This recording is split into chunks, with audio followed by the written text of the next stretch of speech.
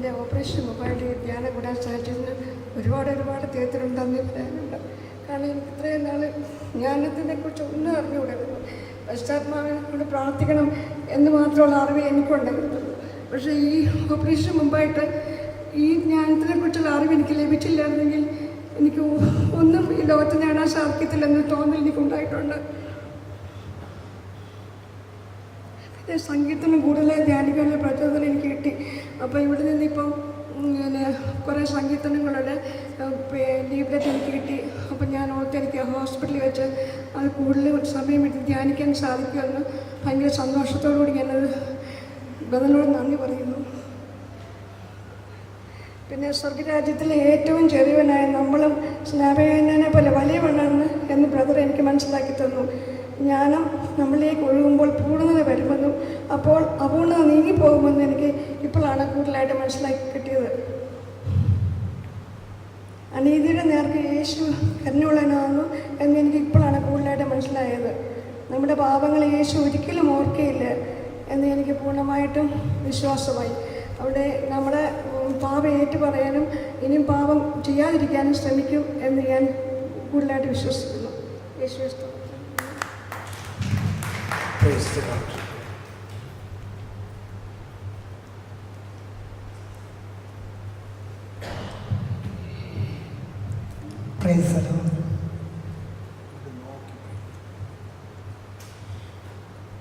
കഴിഞ്ഞ ധ്യാനത്തിൽ എനിക്ക് കിട്ടിയത്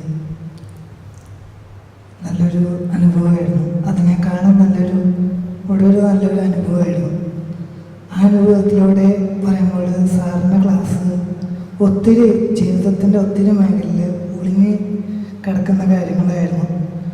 പക്ഷേ ദൈവികതയിൽ നിന്ന് മാനുഷികതയിലേക്ക് ലയിച്ച് ചേരുന്നതാണ് കൃപയുടെ അന്തരീക്ഷമെന്ന് എനിക്ക് മനസ്സിലായി.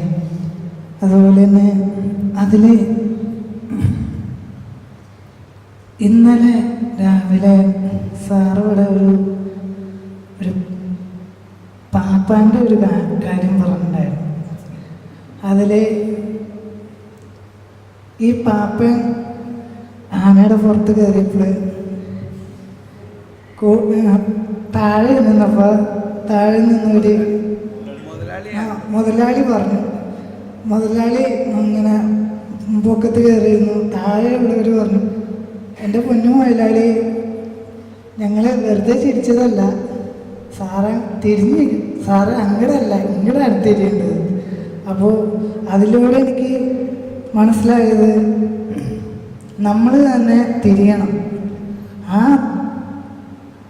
അപ്പോൾ ആ തിരിഞ്ഞ ആ ഒരു സാറ് പറഞ്ഞതിൻ്റെ ഒരു പോയിൻ്റ് ഇതാണ്: നമ്മൾ എത്രമാത്രം നമ്മൾ ദൈവത്തിലേക്ക് തിരിയുന്നു, ആ തിരിഞ്ഞ പക്ഷമാണ് ദൈവത്തിനെ നമുക്ക് കൂടുതലായിട്ട് കാണാൻ പറ്റത്തുള്ളൂ എന്നെനിക്ക് ഒരു ഉറച്ച ബോധ്യം എനിക്ക് കിട്ടി. പിന്നെ സങ്കീർത്തനം നല്ലൊരു അനുഭവമായിരുന്നു. ഇന്ന് ഞാൻ കിച്ചണിലും അതുപോലെ തന്നെ പോയിക്കൊണ്ടിരിക്കുന്ന സമയത്തും എപ്പോഴും ആ പാട്ടാണ് എനിക്ക് ഓർമ്മ വരുന്നത്. കർത്താവിനെ ഞാനെന്നും പുകഴ്ത്തും,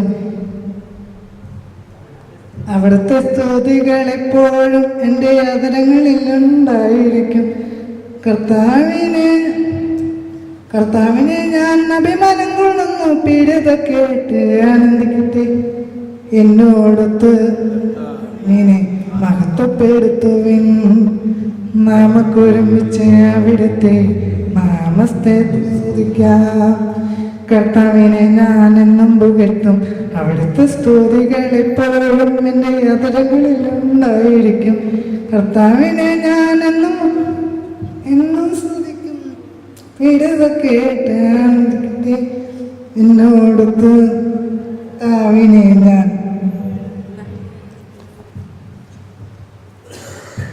കർത്താവിനെ ഞാനെന്നും പുകഴ്ത്തും, അവിടുത്തെ സ്തുതികൾ എപ്പോഴും എൻ്റെ അധരങ്ങളിൽ ഉണ്ടായിരിക്കും. കർത്താവിൽ ഞാൻ അഭിമാനം കൊള്ളുന്നു, പീഡിത കേട്ട് ആനന്ദിക്കട്ടെ. എന്നോടൊത്ത് കർത്താവിനെ മഹത്വപ്പെടുത്തുവിൻ, നമുക്കൊരുമിച്ച് അവിടുത്തെ നാമത്തെ സ്തുതിക്കാം. ഞാൻ കർത്താവിനെ തേടി അവിടുന്ന് എനിക്ക് ഉത്തരമരുളി. സർവഭയങ്ങളിൽ നിന്ന് അവിടുന്ന് എന്നെ മോചിപ്പിച്ചു. ഞാൻ കർത്താവിനെ തേടി അവിടുന്ന് എനിക്ക് ഉത്തരമരുളി. സർവഭയങ്ങളിൽ നിന്ന് അവിടുന്ന് എന്നെ മോചിപ്പിച്ചു. അവിടുത്തെ നോക്കിയവർ പ്രകാശിതരായി, അവർ ലജ്ജിതരാകുകയില്ല. ഏറിയവൻ നിലവിളിച്ചു, കർത്താവ് കേട്ടു. എല്ലാ കഷ്ടതകളിൽ നിന്ന് അവൻ രക്ഷിക്കുകയും ചെയ്തു. കർത്താവിന്റെ ദൂതൻ ദൈവഭക്തരുടെ ചുറ്റും പാളയമടിച്ച്. കർത്താവിന്റെ ദൂതൻ ദൈവഭക്തരുടെ ചുറ്റും പാളയമടിച്ച് അവരെ രക്ഷിക്കുന്നു. കർത്താവ് ഇത്ര നല്ലവനാണെന്ന് രുചിച്ചറിയുവിൻ. അവിടുത്തെ ആശ്രയിക്കുന്നവൻ ഭാഗ്യവാൻ. ഈ സങ്കീർത്തനാണ് എനിക്ക് ഏറ്റവും കൂടുതലായിട്ട് എനിക്ക് ഇഷ്ടപ്പെട്ടത്. എന്തായാലും ആ താളത്തിനും ആ പാട്ടിനും നല്ലൊരു കൃപയുണ്ട്. പക്ഷേ എനിക്ക് എൻ്റെ മനസ്സിലേക്ക് ആ പാട്ട് കടന്നു വന്നപ്പോഴേക്കും എനിക്ക് വീണ്ടും വീണ്ടും പാടാനാണ് എനിക്ക് തോന്നിയത്. പക്ഷേ എൻ്റെ ജീവിതത്തിൽ ഒത്തിരി ഇപ്പം രണ്ടാമത്തെ പ്രാവശ്യമാണ് ഞാൻ സാറിൻ്റെ ധ്യാനം കൂടുന്നത്. അപ്പോൾ ഇനി ഒരു പ്രാവശ്യം കൂടിയിട്ടുണ്ടെങ്കിലും ഇത്രയും ആഴമായ ക്ലാസ്സിലൂടെ കേൾക്കാൻ എനിക്ക് ഒത്തിരി ഇഷ്ടപ്പെട്ടു. വളരെ നന്ദിയുണ്ട്. നന്ദി പറയുന്നു.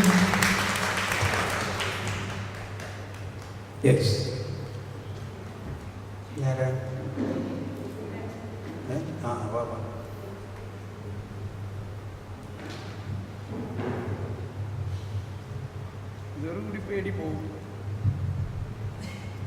പരിശുദ്ധ പരമ ദിവ്യകാരുണ്യത്തിന് പരിശുദ്ധ പരമ ദിവ്യകാരുണ്യത്തിന് പരിശുദ്ധ പരമ ദിവ്യകാരുണ്യത്തിന് 3 പ്രാവശ്യം പറയണം. 3 പ്രാവശ്യം ഒന്നുകൂടി പറയും. പരിശുദ്ധ പരമ ദിവ്യകാരുണ്യത്തിന് നമ്മുടെ പൈസേനെ മാറ്റി ക്രിസ്തുവിൻ്റെ മനോഭാവം ഉണ്ടാവണമെന്ന് ബോധ്യമായി. സ്വർഗരാജ്യത്തിലെ ചെറിയവൻ നമ്മൾ ഓരോരുത്തരുമാണെന്ന് ബോധ്യമായിട്ടു.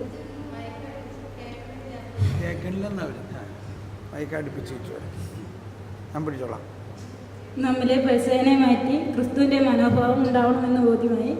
സ്വർഗരാജ്യത്തിലെ ചെറിയവൻ നമ്മൾ ഓരോരുത്തരുമാണ് എന്ന് ബോധ്യപ്പെട്ടു. ജ്ഞാനം ശ്രദ്ധിച്ച ദൈവത്തിൻ്റെ സൗഹൃദം നേടാൻ കഴിയുമെന്ന് ബോധ്യം. ബാക്കി നാളെ പറയാം. ഓക്കെ, ഇനി ആരെങ്കിലും? ഓക്കെ, അപ്പം നമുക്ക് കർത്താവിനൊന്ന് കൈയടിച്ച് നന്ദി പറയാം. യേശുവേ സ്തോത്രം.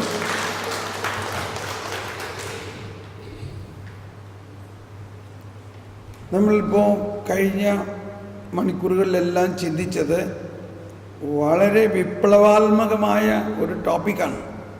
ആണോ ഇല്ലയോ? ഇല്ലേ? അതുകൊണ്ട് തന്നെ അത് കുറേ പഠിക്കാനുണ്ട്. ഞാൻ പറഞ്ഞില്ലേ, ഒരു നിരവധി വർഷത്തെ കർത്താവിൻ്റെ നയിക്കലിലൂടെയാണ് ഇതിങ്ങനെ ഒരു ഉരുത്തിരിഞ്ഞ് എനിക്ക് കിട്ടിയത്. അപ്പോൾ അതെങ്ങനെ നമ്മൾക്ക് ഗ്രഹിക്കാൻ പറ്റും എന്നുള്ളത് തന്നെ കർത്താവ് പഠിപ്പിച്ചതനുസരിച്ചിട്ടാണ്.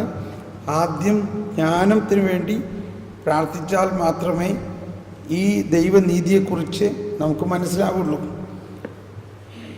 ദൈവത്തിൻ്റെ അതിന് ഒരുപാട് പോയിൻറ്റ്സ് എന്താ, നമുക്ക് ജ്ഞാനസ്നാനം കിട്ടിയിരിക്കണേ ഇല്ലേ? ഈ ജ്ഞാനസ്നാനം കിട്ടിക്കഴിഞ്ഞപ്പോഴേ നമുക്ക് കൂടുതൽ ദൈവത്തെക്കുറിച്ച് മനസ്സിലാവുന്നത്. ആ ജ്ഞാനസ്നാനത്തിലൂടെ നമുക്ക് ലഭിച്ചിരിക്കുന്ന ദൈവിക ജ്ഞാനത്തെ തന്നെ നമ്മൾ ജ്വലിപ്പിക്കണം എന്നുള്ളതാണ്. ജ്ഞാനത്തിൻ്റെ പുസ്തകത്തിൽ തന്നെ ഒരുപാട് നീതിയെക്കുറിച്ച് വർണ്ണിക്കുന്നുണ്ട്. ജ്ഞാനത്തിൻ്റെ പുസ്തകം ആരംഭിക്കുന്നത് തന്നെ ഇത് പറഞ്ഞുകൊണ്ടാണ്. എന്താ ജ്ഞാനത്തിൻ്റെ പുസ്തകം ആരംഭിക്കുന്നത്? രാജാക്കന്മാരെ, ജ്ഞാനത്തിൻ്റെ പുസ്തകത്തിൻ്റെ ആദ്യത്തെ വചനം ഇതാണ്: ഭൂപാലകരെ, നീതിയെ സ്നേഹിക്കുവിൻ. ഫസ്റ്റ് സെൻറ്റൻസ് ജ്ഞാനത്തിൻ്റെ പുസ്തകത്തിൻ്റെ, നീതിയെ സ്നേഹിക്കുവിൻ. എന്നെല്ലാവരും പറഞ്ഞ് നീതിയെ സ്നേഹിക്കുവിൻ. പക്ഷെ നീതി എന്ന് നമ്മൾ കേൾക്കുമ്പോൾ ദൈവനീതി എന്താണെന്ന് നമുക്ക് മനസ്സിലാവുന്നില്ല എന്നുള്ളൂ. ജ്ഞാനം 3-ാം അധ്യായത്തിൽ പറയുന്നത് നീതിമാന്മാരുടെ ആത്മാവ് ദൈവകരങ്ങളിലാണ്, ഒരു ഉപദ്രവവും അവരെ സ്പർശിക്കുകയില്ല. അവർ മരിച്ചതായി ഭോഷന്മാർ കരുതി അവരുടെ മരണം പീഡനമായും നമ്മിൽ നിന്നുള്ള വേർപാട് നാശമായും അവർ കണക്കാക്കി. അതാണ് നീതിമാന്റെ. എനിവേ, ഇനി നമ്മൾ ലൂക്കായുടെ സുവിശേഷത്തിലെ 15-ാം അധ്യായത്തിലേക്ക് പോവുകയാണ്. അപ്പോൾ നിങ്ങളത് കേട്ടതാണ് ഒരു പ്രാവശ്യം കുറേ പേര്. ലൂക്ക 15-ാം അധ്യായമാണ് മുടിയനായ പുത്രൻ്റെ ഉപമയെല്ലാം ഉള്ള ആ അധ്യായം. ലൂക്ക 15-ാം അധ്യായം. കഴിഞ്ഞ പ്രാവശ്യം കേട്ടവർ ഒരു പ്രാവശ്യം കൂടി കേട്ടെന്ന് വിചാരിച്ച് ദൂഷ്യമില്ല. ഇതും പല പ്രാവശ്യം കേട്ടാലും എത്ര കേട്ടാലും മടുക്കാത്ത ഒരു വലിയ ആസ്വാദ്യമായ ഈ ലൂക്കായുടെ 15-ാം അധ്യായത്തിലെ 15-ാം അധ്യായത്തിനെ തന്നെ വിശേഷിപ്പിക്കുന്നത് സുവിശേഷങ്ങളുടെ സുവിശേഷം എന്നാണ്. സുവിശേഷങ്ങളുടെ സുവിശേഷം. അത്രയ്ക്ക് ഈ 4 സുവിശേഷകരിൽ ലൂക്കായുടെ സുവിശേഷത്തിൽ മാത്രമുള്ള ഒരു പ്രത്യേക ഉപമകളാണിത്. ലൂക്ക മാത്രമേ ഇതിലെഴുതിയിട്ടുള്ളൂ. അപ്പോൾ ഇതിപ്പോൾ സാധാരണഗതിയിൽ നമ്മൾ മുടിയനായ പുത്രനെ കുറിച്ച് മാത്രമേ ഈ അധ്യായത്തിൽ ചിന്തിക്കാറുള്ളൂ. കാരണം അവൻ മുടിയനായി, അവൻ പോയി പിതാവിനെ വിട്ടുപോയി, വേശ്യകളോടൊത്ത് സ്വത്തൊക്കെ നശിപ്പിച്ചു വന്നു. ആ ഒരു പാപത്തിൽ കടന്നവനെ അപ്പോൾ ചില സമയത്ത് അതിനെക്കുറിച്ചൊക്കെ വർണ്ണിക്കണം കേട്ട് കഴിഞ്ഞാൽ ഭയങ്കര ദുഃഖം തോന്നും. ദൈവമേ, എന്താ അവൻ പന്നിക്കുഴി പോയി, കാരണം നീ പാപം ചെയ്യുകയാണെങ്കിൽ അതായിരിക്കും നിൻ്റെ അവസ്ഥ. അപ്പോൾ അവന് സുബോധമുണ്ടായി, അവനവിടെ നിന്ന് എഴുന്നേറ്റു. അവനെ തെറി പറഞ്ഞിട്ടാണ് പ്രഘോഷകർ അധികം പറയാറുള്ളത്. അവന് പറയാത്ത തെറിയില്ല എന്ന് പറഞ്ഞാൽ അവനെ പറയാത്ത ചീത്തയില്ല, അവൻ അത്രയ്ക്ക് നശിച്ചവനാണ് എന്നുള്ള മാതിരിയാണ്. പക്ഷേ നമ്മൾ അങ്ങനെ ഒരു ക്യാരക്ടറെ പതിക്കരുത്. ഈ ഒരു മനോഭാവം അവൻ്റെ അപ്പനില്ല. അവൻ്റെ അപ്പൻ ഇവൻ പോയി കഴിഞ്ഞപ്പോൾ മുതലേ ഉപവാസവും പ്രാർത്ഥനയിലും ആയിരിക്കാം. അങ്ങനെ കരുണാർദ്രമായ ഒരു സ്നേഹമാണ് ആ ലൂക്ക 15 മുഴുവനും തുടിച്ചു നിൽക്കുന്നത്. ദൈവത്തിൻ്റെ സുവിശേഷത്തിൻ്റെ സുവിശേഷം എന്ന് പറയുന്ന ഇത്. അപ്പോൾ ഇവിടെ നമ്മൾ ആ ചാപ്റ്റർ തുറന്നു വയ്ക്കുകയാണെങ്കിൽ അതിൻ്റെ 3 ഉപമകളാണ് അതിനകത്തുള്ളത്. അതിൻ്റെ ആദ്യം കാണാതെ പോയ ആടിൻ്റെ ഉപമ, രണ്ടാമത് കാണാതെ പോയ നാണയത്തിൻ്റെ ഉപമ, മൂന്നാമത് കാണാതെ പോയ മകൻ്റെ ഉപമ. അപ്പോൾ ഇവിടെയും തുടങ്ങുന്നത് തന്നെ ആ ട്രയാങ്കുലർ സീനാണ്. നമ്മൾ പറയാറില്ലേ ട്രയാങ്കിൾ. ഏതാ ട്രയാങ്കിൾ? ചുങ്കക്കാരും പാപികളും അവൻ്റെ വാക്കുകൾ കേൾക്കാൻ അടുത്ത് വന്നുകൊണ്ടിരുന്നു. കണ്ടോ? അപ്പോൾ ചുങ്കക്കാരും പാപികളും, ഫരിസേയരും നിയമജ്ഞരും പിറുപിറുത്തു. ഇവൻ പാപികളെ സ്വീകരിക്കുകയും അവരോടുകൂടെ ഭക്ഷണം കഴിക്കുകയും ചെയ്യുന്നു. അവൻ അവരോട് ഈ ഉപമ പറഞ്ഞു: നിങ്ങളിൽ ആരാണ് തനിക്ക് 100 ആടുകൾ ഉണ്ടായിരിക്കെ അവയിൽ ഒന്ന് നഷ്ടപ്പെട്ടാൽ 99 മരുഭൂമിയിൽ വിട്ടിട്ട് നഷ്ടപ്പെട്ടതിനെ കണ്ടുകിട്ടുവോളം തേടിപ്പോകാത്തത്? കണ്ടുകിട്ടുമ്പോൾ സന്തോഷിച്ച് അതിനെ തോളിലേറ്റുന്നു. വീട്ടിലെത്തുമ്പോൾ അവൻ കൂട്ടുകാരെയും അയൽവാസികളെയും വിളിച്ചു കൂട്ടി പറയും: നിങ്ങൾ എന്നോടുകൂടെ സന്തോഷിക്കുവിൻ, എൻ്റെ നഷ്ടപ്പെട്ട ആടിനെ കണ്ടുകിട്ടിയിരിക്കുന്നു. അതുപോലെ തന്നെ അനുതാപം ആവശ്യമില്ലാത്ത 99 നീതിമാന്മാരെക്കുറിച്ച് എന്നതിനേക്കാൾ അനുതപിക്കുന്ന ഒരു പാപിയെക്കുറിച്ച് സ്വർഗത്തിൽ കൂടുതൽ സന്തോഷമുണ്ടാകും എന്ന് ഞാൻ നിങ്ങളോട് പറയുന്നു. നമ്മളെപ്പോഴും ഒരു ഉപമ വായിക്കുമ്പോൾ ഒരുപാട് കാര്യങ്ങൾ അതിൽ ശ്രദ്ധിക്കാനുണ്ട്. പ്രധാനമായിട്ട് ശ്രദ്ധിക്കേണ്ടത് ഈ ഉപമ ആരോടാണ് പറഞ്ഞത്. കണ്ടോ? ഇപ്പോൾ ഈ ഉപമ ആരോടാണ് പറഞ്ഞത്? അതാണ് ഫരിസേയരും നിയമജ്ഞരും പിറുപിറുത്തു. ഇവൻ പാപികളെ സ്വീകരിക്കുകയും അവരോടുകൂടെ ഭക്ഷിക്കുകയും ചെയ്യുന്നു. അവരോട് ഈ ഉപമ പറഞ്ഞു. കണ്ടോ, ചുങ്കക്കാരും പാപികളോടുമല്ല. ആരോടാ പറഞ്ഞേ? ഫരിസേയരോട്. അപ്പോൾ ഈ ഫരിസേയർക്കാണ് നിയമത്തിലും അവരവിടുത്തെ വലിയ ആൾക്കാരാണ്, മുതലാളിമാരാണ് അവർ.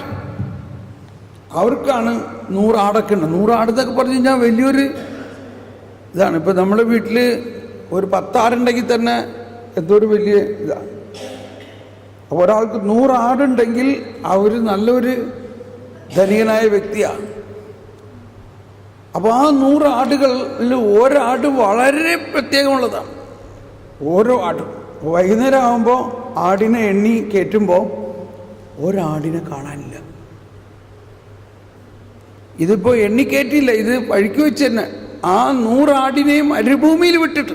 ഒരു ആടിനെ മേയ്ക്കാൻ കൊണ്ടുപോകുന്ന സ്ഥലമെന്ന് പറഞ്ഞാൽ അവിടെ അധികവും മരുഭൂമിയാണ്. പക്ഷെ ഇടയ്ക്കിടയ്ക്ക് കുറച്ച് പച്ചപ്പ് കാണും, ഇടയ്ക്കിടയ്ക്ക് കുറച്ച് പച്ചപ്പ്. അവിടെ അടിയൊഴുക്കുണ്ട്, വെള്ളമുണ്ട് കുറച്ച്. അവിടെ നിന്ന് പോരുന്ന വഴിക്ക് നോക്കുമ്പോൾ ഒരാടിനെ കാണാനില്ല. ആ മരുഭൂമിയിൽ 100 ആടിനെ വിട്ടിട്ട് ഈ നഷ്ടപ്പെട്ടു പോയ ഒരാടിനെ അന്വേഷിക്കാത്തവരായി നിങ്ങളിൽ ആരുണ്ട്? ഇത് അവർക്ക് എളുപ്പം മനസ്സിലാവുന്ന കാര്യമാണ് ഇല്ലേ? കാരണം അവരങ്ങനെ എന്നും ചെയ്യണതാ. ഒരാട് പോയാൽ അതിനെ കിട്ടുവോളം അന്വേഷിച്ചാണ്. എത്ര മനോഹരമായിട്ടാണ് ആ ഉപമ അവർക്ക് മനസ്സിലാക്കി കൊടുക്കുന്നത്. എന്നിട്ട് പറയാണ്, അങ്ങനെ കണ്ടോ, ഈ 100 ആടുകളെ 99 ആട്. അവിടെ പറയുന്നത് എന്താ? അനുതാപം ആവശ്യമില്ലാത്ത 99 നീതിമാന്മാർ. എന്താ അനുതാപം ആവശ്യമില്ലാത്ത നീതിമാന്മാരാരാ? അവർ ഫരിസേയരാണ്. അവരെ സംബന്ധിച്ച് അവർ നീതിമാന്മാരാണ്. കാരണം അവർ നിയമം കൃത്യമായിട്ട് പാലിച്ച് അതനുസരിച്ച് ജീവിച്ച് നീതീകരിക്കപ്പെട്ടിരിക്കുന്ന അവസ്ഥയിലാണ് അവർ. അവർക്ക് ദൈവം വേണ്ട, ഇനി അവർക്ക് രക്ഷകൻ വേണ്ട, അവർക്ക് പാപമോചനം വേണ്ട. മനസ്സിലാവുന്നുണ്ടോ അതിൻ്റെ അകത്ത് ഒളിഞ്ഞിരിക്കുന്ന രഹസ്യം? അതൊക്കെ ഫരിസേയരുടെ ഉള്ളിലേക്ക് അവർക്ക് മനസ്സിലാവുന്നില്ല. അതിനകത്ത് കുറച്ച് പേർക്ക് മനസ്സിലാവുന്നുണ്ടാവും. നമ്മൾക്ക് വീഡിയോ പ്രൊജക്ടർ ഇവിടെ ഉണ്ടോ? ഇവിടെ ഉണ്ടല്ലേ? ഇല്ല. ഓക്കെ. നീ ഒന്ന് ഷാജിനെ വിളിച്ച് പറഞ്ഞെന്നാ പ്രൊജക്ടർ കൊണ്ടുവരണമെന്ന്. പക്ഷെ പ്രൊജക്ടർ എവിടെ ഇരിക്കണേ? വണ്ടിക്കകത്ത്. Okay okay.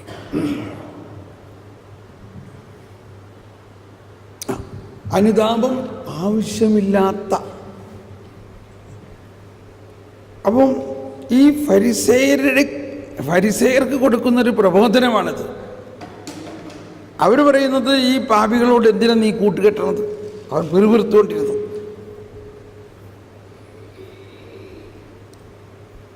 കണ്ടുകിട്ടുമ്പോൾ സന്തോഷത്തോടെ അതിനെ തോളിലേറ്റുന്നു. ഇതാണ് ദൈവത്തിൻ്റെ സ്വഭാവം. ദൈവത്തിൻ്റെ സ്വഭാവം അതാണ്.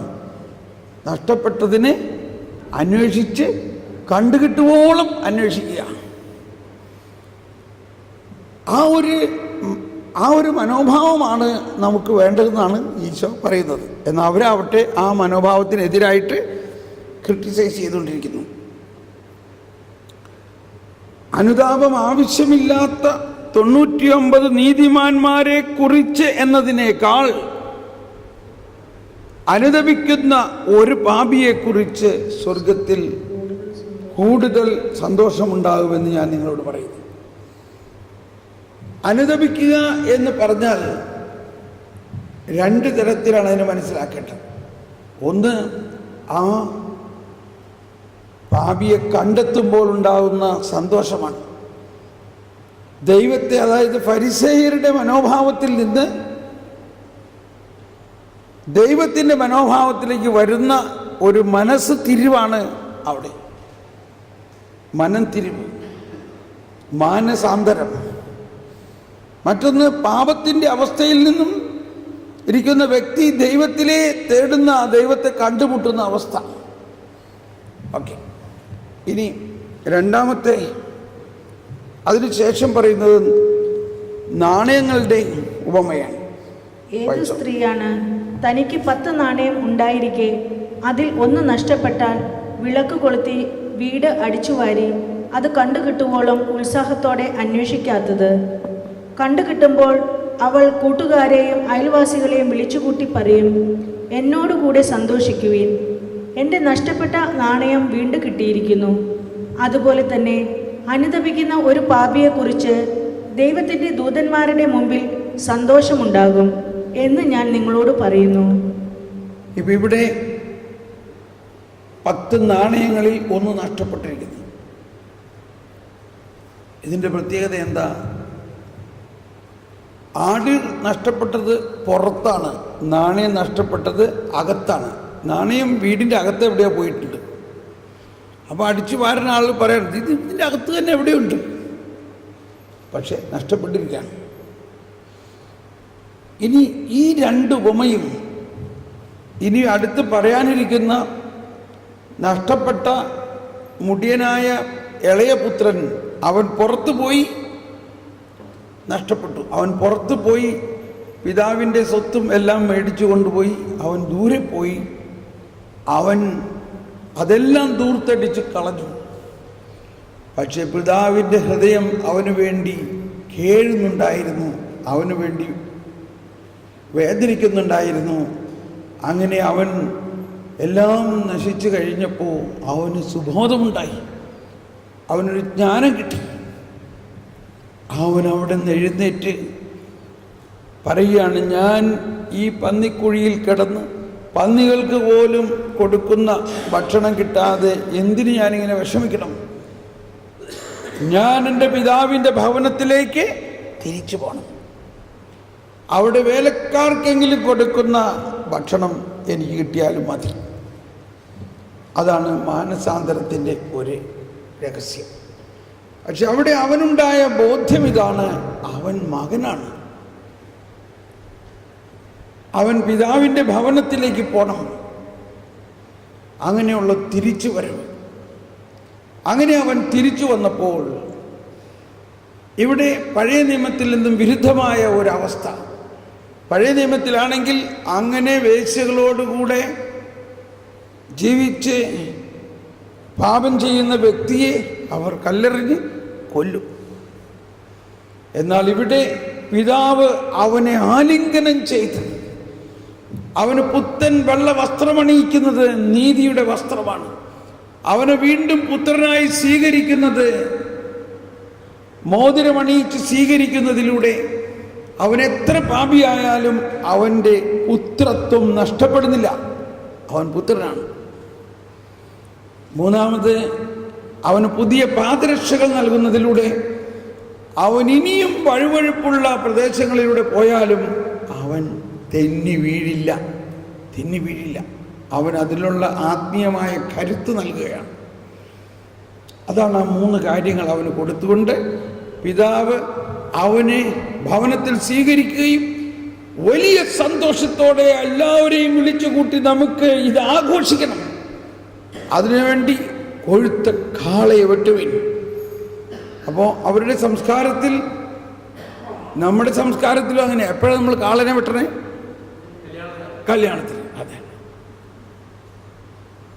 കാളയിറച്ചി ഇല്ലെങ്കിൽ കല്യാണത്തിനൊരു സുഖമില്ലല്ലേ എന്ന പോലെ റെഡ് മീറ്റ്, കാള, ബീഫ്, ഇതെല്ലാം തിരുനാളിൻ്റെ ആഘോഷത്തിൻ്റെ ഒരു ഭാഗമാണ് അവരുടെ സംസ്കാരത്തിൽ. അതുകൊണ്ടാണ് കാളയെ വെട്ടി എന്ന് പറഞ്ഞാൽ അത്രയ്ക്ക് വലിയ ഒരാഘോഷമാണെന്നർത്ഥം. അതാണ് കാളയെ വെട്ടി എന്ന് കേൾക്കുമ്പോൾ നമ്മൾ മനസ്സിലാക്കണത്, അവർ കാളയെ വെട്ടിയ അതിലും വലിയ ആഘോഷം വേറെ ഇല്ല. നമ്മൾ പച്ചക്കറി ശാപ്പാടെന്ന് പറഞ്ഞാൽ എന്തോ മരണം നാളോത്തായിരിക്കും എന്നല്ലേ പറയാം. പച്ചക്കറി മനസ്സിലാവില്ലേ? അതുകൊണ്ട് അപ്പോൾ അങ്ങനെ ഓരോ ഭക്ഷണത്തിൽ നിന്ന് നമുക്ക് മനസ്സിലാകണം അത് എന്താണ് അതിൻ്റെ സൂചന എന്നുള്ളത്. അതൊക്കെയാണ് ഇതിൽ എന്തോ രസകരമാണിത്. അങ്ങനെ കാളയെ വെട്ടിയിരിക്കണം. മാത്രമല്ല അവർ, നമ്മളിപ്പോൾ സങ്കീർത്തനങ്ങളൊക്കെ പാടി ഡാൻസ് ചെയ്യണമായി അവരും സങ്കീർത്തനങ്ങളൊക്കെ പാടി ഭയങ്കര ഡാൻസും പാട്ടുമാണ്.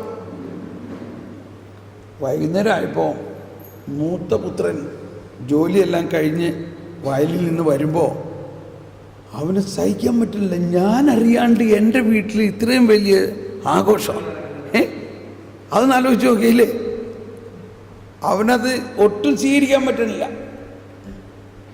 എന്നോടൊരു വാക്ക്, ഞാൻ ഈ വീട്ടിലെ മൂത്ത പുത്രനായിട്ട് ഞാൻ അറിയാണ്ട് ഇവിടെ എന്ത് ആഘോഷം? ഒന്ന് ചിന്തിച്ചു നോക്കിയേ. ഇത്രയും വിശദീകരിക്കപ്പെട്ട നമ്മളായാലും അതല്ലേ പറയാ, ഇത് എന്നോട് അപ്പനൊന്ന് ചോദിച്ചു പോലുമില്ല. എൻ്റെ വീട്ടിൽ ഞാനറിയാതെ ഇതുപോലൊരു ആഘോഷം, അതൊരു ചിന്ത. അപ്പോൾ അവൻ അവിടെ ഉണ്ടായിരുന്ന ആളോട് എന്ത് ഇത്ര ആഘോഷം? അപ്പോൾ വേലക്കാർ പറഞ്ഞു, കൊച്ചു മുതലാളി മടങ്ങി വന്നിരിക്കണു, നിന്റെ അനുജൻ മടങ്ങി വന്നിരിക്കണം, അതുകൊണ്ട് അപ്പൻ ഭയങ്കര സന്തോഷമാണ്, വലിയ കാളയെ വെട്ടിയിരിക്കണു, വലിയ ആഘോഷം, വാ നീയും വാ.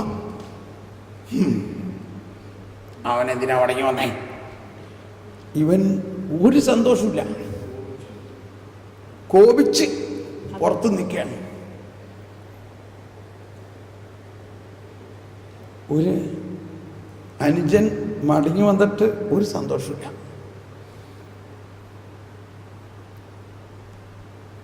വീണ്ടും അപ്പൻ ഇറങ്ങിച്ചെല്ലുകയാണ്. ഇറങ്ങിച്ചെന്ന് അപ്പൻ മകനെ സാന്ത്വനങ്ങൾ പറഞ്ഞു. അപ്പോൾ അവൻ പറയുകയാണ്, വായിച്ചോ. എന്നാൽ അവൻ പിതാവിനോട് പറഞ്ഞു, നോക്കൂ, എത്ര വർഷമായി ഞാൻ നിനക്ക് ദാസ്യവേല ചെയ്യുന്നു, ഒരിക്കലും നിന്റെ കൽപ്പന ഞാൻ ലംഘിച്ചിട്ടില്ല. എങ്കിലും എൻ്റെ കൂട്ടുകാരുമൊത്ത് ആഹ്ലാദിക്കാൻ ഒരു ആട്ടിൻകുട്ടിയെ പോലും നീ എനിക്ക് തന്നില്ല. ഇതാണ് ഇതിൻ്റെ ക്ലൈമാക്സ്. മൂത്തപുത്രൻ പറയാണ്, ഞാൻ ഈ കാലം അത്രയും അപ്പന് ദാസ്യവേല ചെയ്തു. കണ്ട, എന്ത് ചെയ്തു? ദാസ്യവേല. അതാണ് പോയിന്റ്. നിന്റെ പ്രമാണങ്ങളെല്ലാം, കൽപ്പനകളെല്ലാം ഞാൻ പാലിച്ചു. അപ്പോൾ വീണ്ടും ഇതേ പോയിന്റിൽ നമ്മളെടുത്ത് വരുന്നത്, കൽപ്പന പാലിച്ചത് കൊണ്ടും പ്രയോജനമില്ല. കൽപ്പന പാലിച്ചില്ല അവൻ. പക്ഷെ അവൻ പറയാണ്, ഞാൻ നിനക്ക് ദാസ്യവേല ചെയ്തു. അതായത് ഇത്രയും നാള് വീട്ടിൽ, സ്വന്തം വീട്ടിലായിരുന്നുവെങ്കിലും ഇതെൻ്റെ അപ്പനാണെന്നോ ഞാൻ മകനാണെന്നുമുള്ള വിചാരം അവനില്ല. അതാണ് ആ വീടിൻ്റെ അകത്ത് നഷ്ടപ്പെട്ട നാണയത്തിന് അർത്ഥം. നാണയം നഷ്ടപ്പെട്ടത് എവിടെയാണ്? വീടിൻ്റെ അകത്ത് തന്നെയാണ്. ആരാണ് അതിൻ്റെ പ്രതീകമായിട്ട്? മൂത്തപുത്രനാണത്. മൂത്തപുത്രൻ വീട്ടിൽ തന്നെയാണ്, സ്വന്തം അപ്പൻ്റെ കൂടെയാണ്, സകലതും അവനുണ്ടെങ്കിലും അവനൊന്നും ഇല്ലാത്ത അവസ്ഥയിൽ, അപ്പൻ്റെ മകനാണെന്നുള്ള ഒരു സന്തോഷവുമില്ലാത്ത അവസ്ഥയിൽ ജീവിക്കുന്നു. ഇതാണ് വാസ്തവത്തിൽ ഫരിസേയരുടെ അവസ്ഥ. ഇതാണ് യൂദന്മാരുടെ അവസ്ഥ. യൂദന്മാരിലൂടെയാണ് രക്ഷ. അവർ ദൈവത്തിൻ്റെ ജനമാണ്. മറ്റുള്ളവരെ വിജാതീയരെന്ന് വിളിക്കണം. ഇവർ ദൈവജനമാണ്. കൽപ്പനകളെല്ലാം അവർ പാലിക്കുന്നുമുണ്ട്, കണ്ടോ. പക്ഷെ അവർക്ക് ദൈവാനുഭവമില്ല. അപ്പോൾ പിതാവ് അവനോട് പറയുകയാണ്, വായിച്ച എല്ലാവരും ശബ്ദം ഉയർത്തിയിട്ട് പറഞ്ഞത് എന്താ പിതാവ് പറഞ്ഞത്? അപ്പോൾ പിതാവ് പറഞ്ഞു, മകനെ, നീ എപ്പോഴും എന്നോട് കൂടെ ഉണ്ടല്ലോ. എല്ലാവരും കരം ഉയർത്തിയിട്ട് പറഞ്ഞ്, മകനെ, മകനെ, നീ എപ്പോഴും എന്നോട് കൂടെ ഉണ്ടല്ലോ. എനിക്കുള്ളതെല്ലാം നിന്റേതാണ്. തുറന്ന് വായിക്കാം. ഇപ്പോൾ നമ്മൾ ആനന്ദിക്കുകയും ആഹ്ലാദിക്കുകയും വേണം. എന്തെന്നാൽ നിന്റെ ഈ സഹോദരൻ മൃതനായിരുന്നു, അവനിപ്പോൾ ജീവിക്കുന്നു. നഷ്ടപ്പെട്ടിരുന്നു, ഇപ്പോൾ കണ്ടുകിട്ടിയിരിക്കുന്നു. കണ്ടോ, അവൻ മൃതനായിരുന്നു, ഇപ്പോൾ ജീവിക്കുന്നു. നീയോ? നീ മൃതനല്ലായിരുന്നു, അവൻ പ്രമാണങ്ങളൊക്കെ അനുസരിച്ച് ജീവിക്കല്ലേ, ഇല്ലേ? മൃതനല്ലെങ്കിലും എന്താ പ്രയോജനം? അവൻ നഷ്ടപ്പെട്ടിരുന്നു, ഇപ്പൊ കണ്ടുകിട്ടിയിരിക്കുന്നു. കണ്ടോ എന്തെല്ലാം കാര്യങ്ങൾ അതിനകത്ത്. ഈ ചേട്ടൻ തന്നെ പറയാണ്, ഞാൻ ഇക്കാലം അത്രയും അങ്ങേക്ക് ദാസ്യവേല ചെയ്തിവിടെ പ്രമാണങ്ങളൊക്കെ അനുസരിച്ചിരുന്നിട്ട് എനിക്കൊരാട്ട് കുഞ്ഞിനെ വരെ പറ്റിയില്ല. എന്നാൽ ഈ നിന്റെ മകൻ കണ്ടോ, അവൻ മകനാണ്. അപ്പോൾ ഇവനോ, ഇവൻ മകനാണെന്നുള്ള വിചാരം അവനില്ല. ഇതാണ്.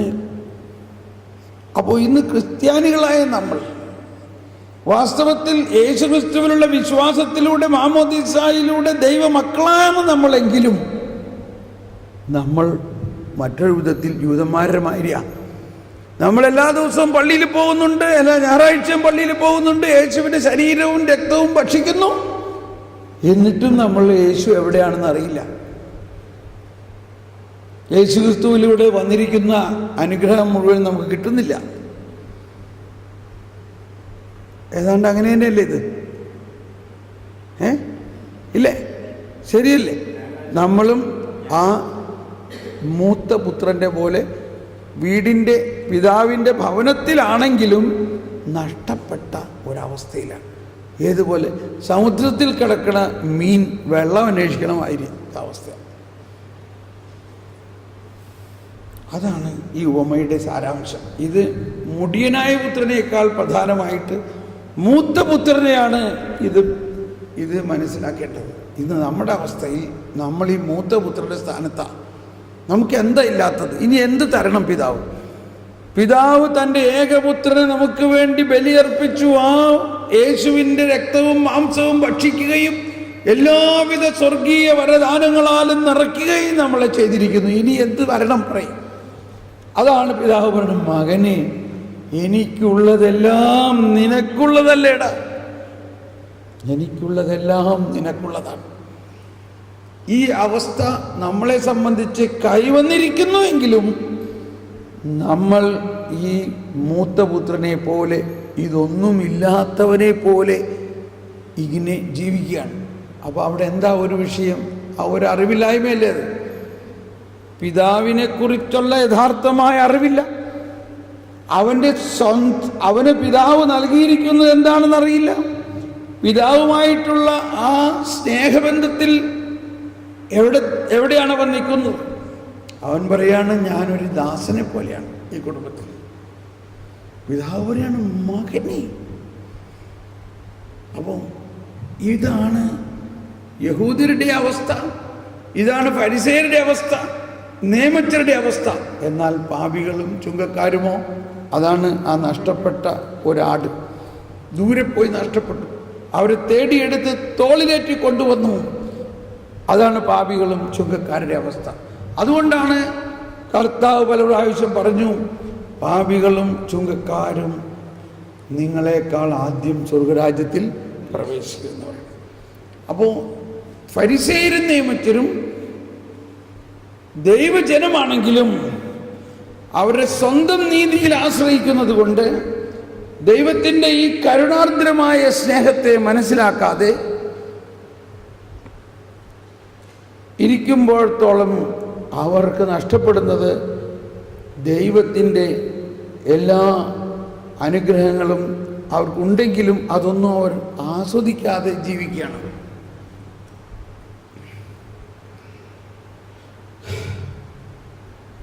എന്തെങ്കിലും സംശയമുണ്ടോ? ഞാൻ ചോദിച്ചു.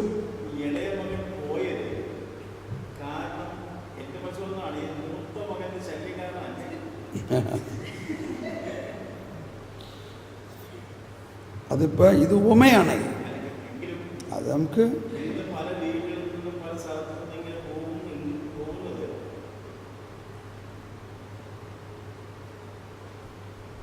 ശല്യം എന്ന് പറഞ്ഞാൽ ഇതിൻ്റെ ഉപമയിൽ നിന്നും ഉപമയുടെ ലക്ഷ്യം അങ്ങനത്തെ ഒരു ഇൻ്റർപ്രിട്ടേഷൻ. ഉപമയുടെ ലക്ഷ്യം കർത്താവ് ആ ഉപമയുടെ ലക്ഷ്യം ഫരിസേയർ നിയമജ്ഞരോടായിട്ടാണ് ഉപമ പറയുന്നത്.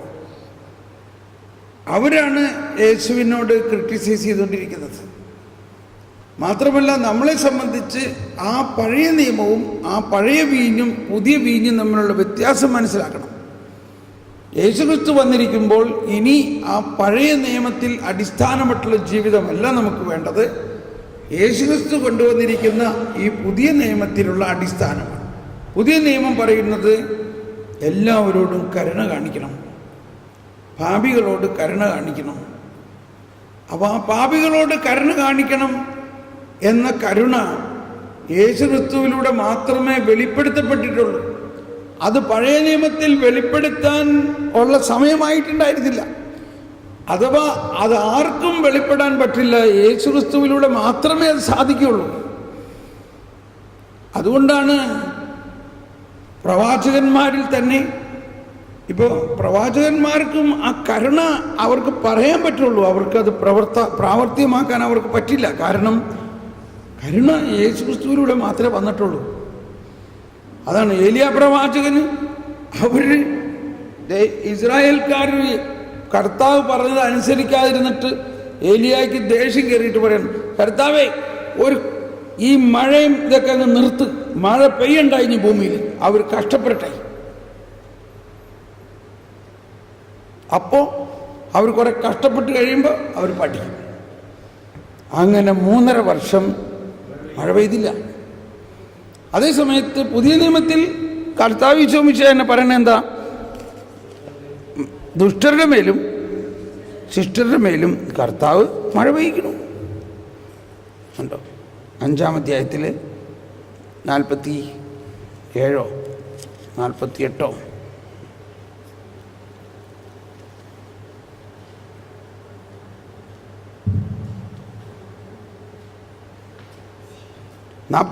അങ്ങനെ നിങ്ങൾ നിങ്ങളുടെ സ്വർഗസ്ഥനായ പിതാവിൻ്റെ മക്കളായിത്തീരും. അവിടുന്ന് ശിഷ്ടരുടെയും ദുഷ്ടരുടെയും മേൽ സൂര്യനെ ഉദിപ്പിക്കുകയും നീതിമാന്മാരുടെയും നീതിരഹിതരുടെയും മേൽ മഴ പെയ്യുകയും ചെയ്യുന്നു. അവിടുന്ന് വ്യത്യാസമൊന്നുമില്ല, നമ്മളാണ് ഈ വ്യത്യാസം ഉണ്ടാക്കുന്നത്.